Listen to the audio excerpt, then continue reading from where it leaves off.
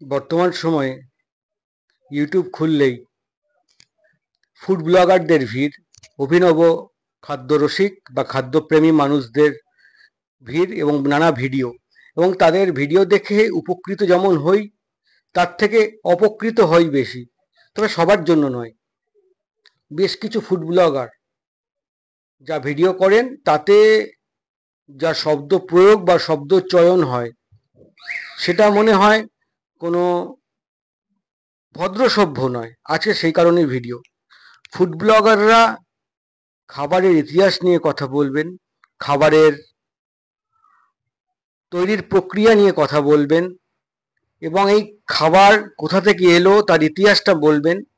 তাহলে food blogging ভালো লাগে, কারণ তাদের ভিডিও দেখেই তো দেশ বিদেশের মানুষ খাবেন বা কলকাতায় এলে পরিচিত হবেন সেই সমস্ত খাবারের সাথে। তবে সব ফুড ব্লগার কিন্তু এমনটা নন, আমি প্রথমেই বলছি। তা যাদেরকে বলছি তারা অবশ্যই বুঝতে পারবেন। নির্দিষ্ট করে নাম আমি কারোর বলবো না, তবে বর্তমান সময়ে ইউটিউব খুললেই যে ফুড ব্লগিংটা বেশি দেখা যায়, বিরিয়ানি। সত্যি, বিরিয়ানি ছাড়া কি আর কোনো খাবার নেই? অবশ্যই আছে। তাহলে শুধু বিরিয়ানি বিরিয়ানি কেন? একটা দেখছি নির্দিষ্ট ক্ষেত্র গড়ে উঠেছে। কিরকম ক্ষেত্র? মধ্যমগ্রাম টু বনগাঁ, এই যে রেডিয়াসটা, এই রেডিয়াস আর তার মধ্যে ব্যারাকপুর নিয়ে যেন একটা বিরিয়ানি চক্র বা বিরিয়ানি ক্ষেত্র। এই বিরিয়ানি ক্ষেত্রতে বেশ কিছু মানুষ নির্দিষ্ট কয়েকটা দোকানে বা স্টেশনে ডেলি প্যাসেঞ্জারি করছেন।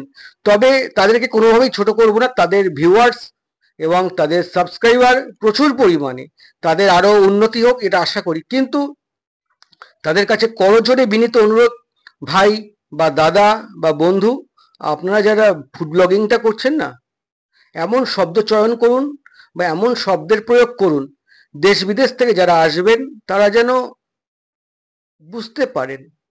খাবারের ইতিহাসটা সম্বন্ধে একটু বলুন। এই ঝুলে ঝুলে পড়ছে, ঝরে ঝরে পড়ছে, লাল লাল ঝাল ঝাল, কি গরম, কি সাইজ, লাফাচ্ছে, এইগুলো কি ফুড ব্লগিং এর ভাষা? আবার শুনছি কেউ কেউ বলেন এটা একটা ঐতিহাসিক মুহূর্ত। কেন, কিসের ঐতিহাসিক মুহূর্ত ভাই? বিরিয়ানিতে 1 কেজি ঘি ঢালা হচ্ছে, এটাও একটা ঐতিহাসিক মুহূর্ত? একজন বিরিয়ানি বিক্রেতাকে আর একজন ফুড কারবারি, মানে যিনি খাদ্য ব্যবসায়ী, চামচে করে বিরিয়ানি খাইয়ে দিচ্ছেন বা পোলাও খাইয়ে দিচ্ছেন, বলছেন এটা একটা ঐতিহাসিক মুহূর্ত। পাগল! আপনি বলুন না বিরিয়ানি শব্দের উৎপত্তি কোথা থেকে এলো?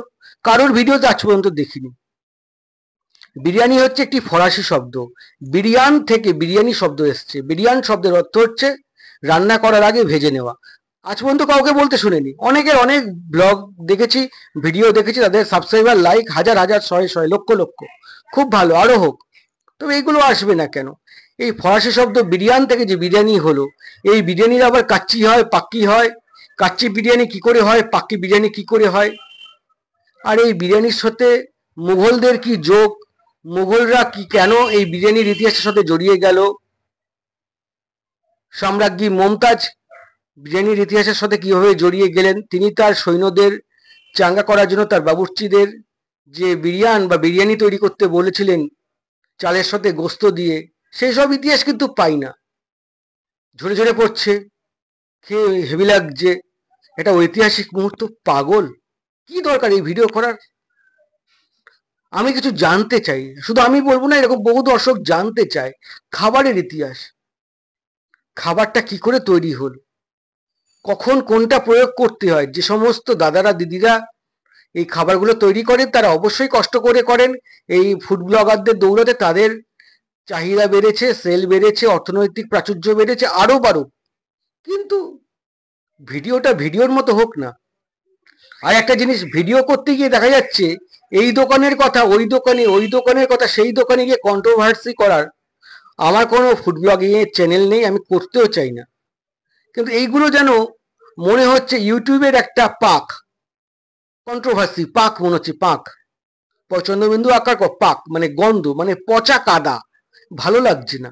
বন্ধ হওয়া দরকার। হয়তো এই ভিডিওগুলো শুনে অনেকে আমাকে গালাগাল দেবেন, কমেন্ট করবেন, বাজে করুন, আমি সেটা সাদরে গ্রহণ করব এবং শিখে নেব। যে ভাষাগুলো জানি না সে ভাষাগুলো আপনাদের কমেন্টে পেলে আমি আরো সমৃদ্ধ হব।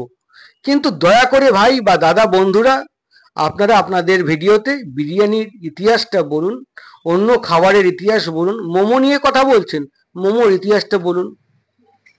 অন্য একটা নতুন রেসিপি হচ্ছে তার কথাটা বলুন। বা যে ভদ্রলোক কাজটা করছেন, আজকে কোন পরিস্থিতির নিরিখে দাঁড়িয়ে তাকে এই জায়গাতে আসতে হলো, কেন তাকে খাবার বিক্রি করতে হচ্ছে, কিছু কিছু জায়গায় হচ্ছে। আবার একটা জিনিস দেখা যাচ্ছে, খুব আমার ভিডিওর জন্য এই দাদা আজকে এই জায়গায় এসছে, এই যে দম্ভিকতা, এটা বন্ধ হোক। ভাই, তোমার ভিডিওর জন্য আসেনি, তুমি পয়সা কামাবে বলে তার কাছে দৌড়ে গেছো। হ্যাঁ, আর যিনি ব্যবসা করছেন তিনি যদি খাবারটা নিয়ে না বসতেন, তুমি তো তার কাছে ভিডিও করতে যেতে না। তাহলে তোমার জন্য এই দাদা আজকে এই জায়গায় পৌঁছেছে, এই কথা বলার আগে তো তোমাকে একটু শিক্ষিত হতে হবে না? কথা বুঝে বলতে হবে, তুমি তো সোশ্যাল মিডিয়ায় কাজ করছো।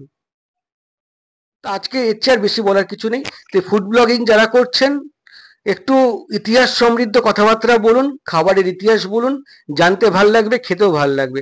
আমিও খাদ্যরসিক, খেতে ভালোবাসি, তবে আপনাদের থেকে অনেক নতুন নতুন খাবারের সন্ধান পাই, এটা ঠিক। তবে ভিডিওগুলো একটু ভালো হলে আর বেফালতু কথাগুলো বাদ দিয়ে যদি ভিডিও হয়, তাহলে ভিডিও খুব ভালো লাগবে। নমস্কার, আপনারা দেখছেন Sanjeev with live YouTube channel. দেখা হবে নতুন ভিডিওতে, সঙ্গে থাকুন। আর বাজে কমেন্ট করুন, একদম গালাগাল দিয়ে বাপ মা তুলে খিস্তি করুন, আমি আনন্দ পাবো, বুঝবো আপনি যে কমেন্ট করেছেন ভিডিওটা আপনাকে ঠিক জায়গায় গেঁথেছে, আমার ভিডিওটা ঠিক জায়গায় টোকাটা দিয়েছে, মানে আমি কিছু করতে পেরেছি। নমস্কার।